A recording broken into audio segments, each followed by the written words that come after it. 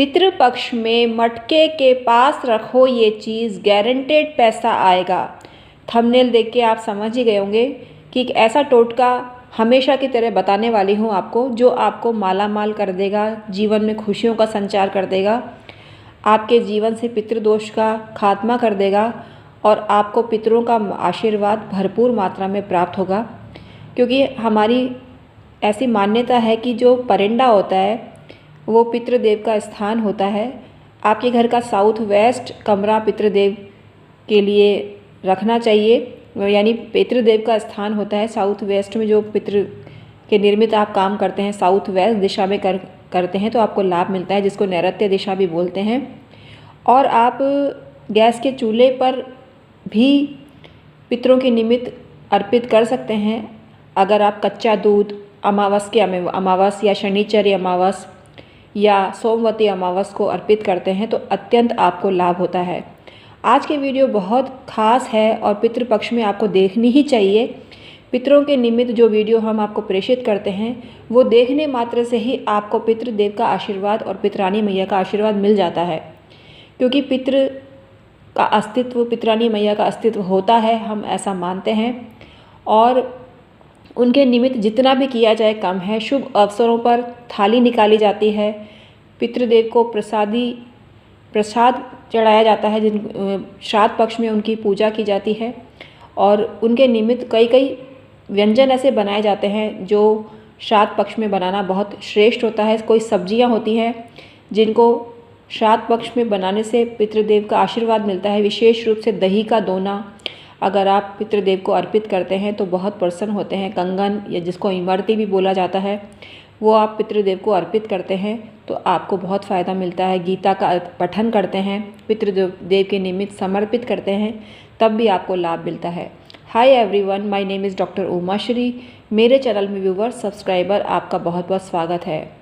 मेरे YouTube channel doctor Uma Shri में आपका बहुत बहुत स्वागत है।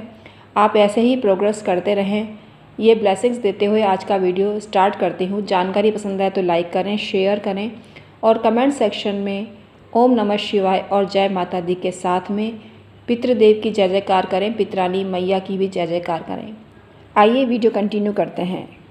मित्रों, पितरों के निमित्त जो आप काम करते हैं उसमें देव पितरादि के शांति स्त्रोत का पठन आपको करना चाहिए। इस स्त्रोत का डेली रीडिंग करने से पितृदोष की शांति होती है और साथ में देव दोष भी खत्म होता है। इस स्त्रोत का पाठ करने से घर का वातावरण खुशी से परिपूर्ण हो जाता है। अगर कोई भी बाधा आपको परेशान कर रही है तो इस स्त्रोत का पाठ करने से आपको फ़ायदा होता है। पितृ शांति स्त्रोत आप YouTube पर सर्च करेंगे, आपको आसानी से मिल जाएगा। इस स्त्रोत में कुल 27 श्लोक हैं और इसमें 22वें, 23वें और 24वें श्लोक का पाठ 3-3 बार होता है। अर्थात पाठ पूर्ण होने के बाद 22वें, 23वें और 24वें श्लोक का पुनः रीडिंग किया जाता है। 2-2 बार रीडिंग करना चाहिए। आपको हवन भी करना चाहिए, जिसको पूर्णता होने के बाद करना है और शुद्ध घी और काले तिल इसमें डालने होते हैं।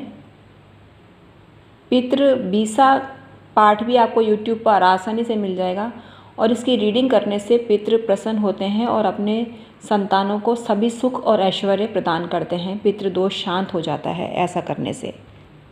पितृ शाबर मंत्र भी आप YouTube पर सर्च कर सकते हैं। पितृ शाबर मंत्र का प्रयोग करने से आपको चमत्कारिक रूप से लाभ होता है और पितृदोष का खात्मा हो जाता है। अगर आपकी जन्मपत्री में पितृदोष है, उसकी शांति के लिए श्रीमद् भगवद गीता जी का पाठ करें तो आपको लाभ होता है।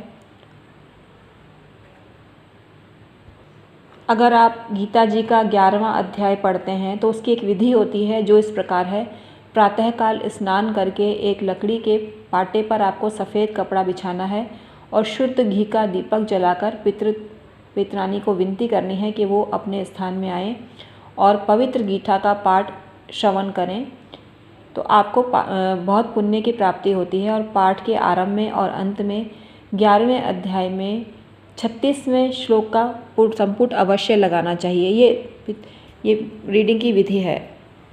जैसा कि हमने थंबनेल में आपको बताया है, मटके के पास आपको क्या रखना चाहिए। जैसा कि हमने आपको बताया कि घड़ा जो होता है पितृदेव का स्थान माना गया है। शुद्ध घी का दीपक आप घड़े के नज़दीक लगाते हैं तो पितृदोष शांत होता है, पितृदेव आपको आशीर्वाद देते हैं।